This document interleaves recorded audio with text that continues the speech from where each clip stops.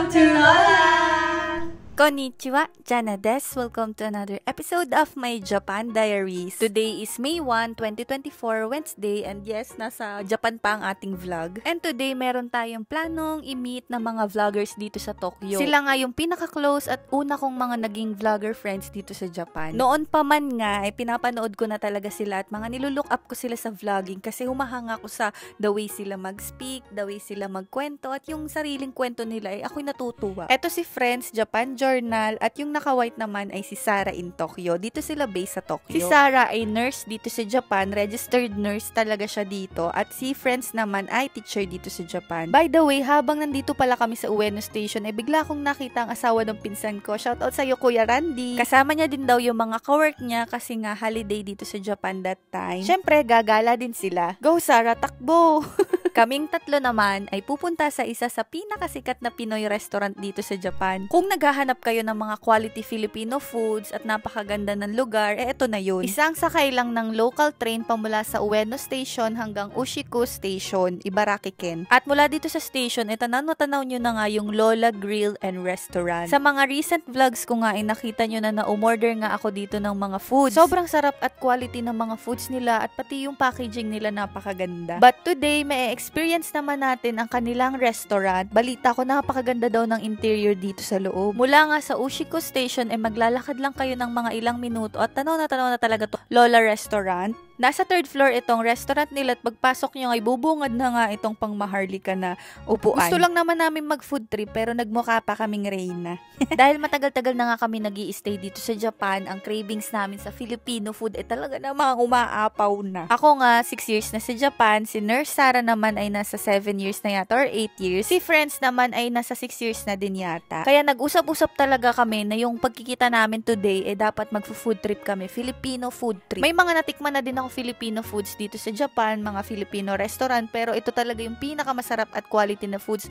na Filipino na natikman ko dito sa Japan. Alam nyo, hindi sa pagbibiro, yung Shanghai at saka yung fried chicken nila para talagang Jollibee. At kung gusto nyo talagang mapatunayan ko totoo yung sinasabi ko, sana matikman nyo din. Nagpapa-order sila the whole Japan, nationwide. Pwede kayong umorder sa kanila online, pero dapat 3 to 4 days before ng delivery. Kasi sa totoo lang, kapag merong event sa inyo, tas gusto nyo Filipino foods, ayaw nyo hassle, ito talaga yung perfect choice. Hindi din naman kasi sobrang mahal kasi kung paghahati-hatiin nyo, madami nga din. Anyway, ngayon ko lang pala matitikman itong sinigang nila na isda at napakasarap kasi nga, since puro prito yung na-order namin, nakaka-cleanse ng palate tong sabaw ng sinigang. Grabe, natatakam pa naman ako, lagi pa naman sinigang ang cravings ko. Tinry din pala namin tong kanilang crispy kare-kare na napakasarap din. Grabe no, parang mag-isa na lang ako kasi nagkanya-kanya na talaga kami nito. Perfect na perfect talaga yung combination ng alamang at saka peanut sauce. At syempre, hindi din naman mawawala ang aking favorite na chop suey. Para naman din nakaka-guilty masyado, no? Since nung nag-Japan nga ako, nahilig na din talaga ako sa gulay. Tapos biglang balik sa prito, no? Ito na yung tinatawag na crispy, ano ba tawag dito? Pork chop?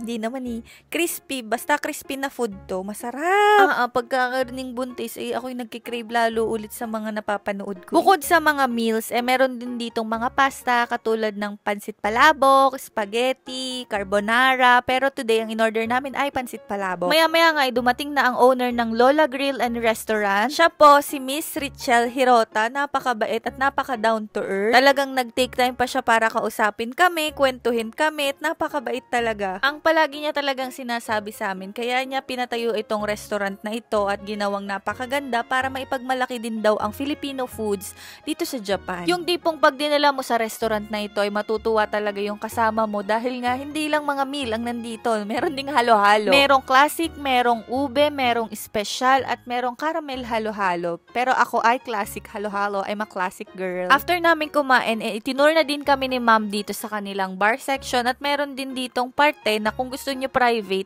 pwede nyo tong rentahan. Especially kapag gusto nyo dito mag-spend ng birthdays or kahit anong party pa yan kasi meron ditong karaoke. At na-meet din namin na kanilang Filipino chef. Ito po si Chef June. Thank you so much po sa pagluluto ng napakasarap na Filipino foods dito sa Japan. Maya-maya nga nagpaalam na si Miss Richelle kasi susunduin pa niya ang kanyang baby sa school. Pero bago siya umalis, pina-experience pa niya sa amin yung karaoke nila dito sa restaurant. You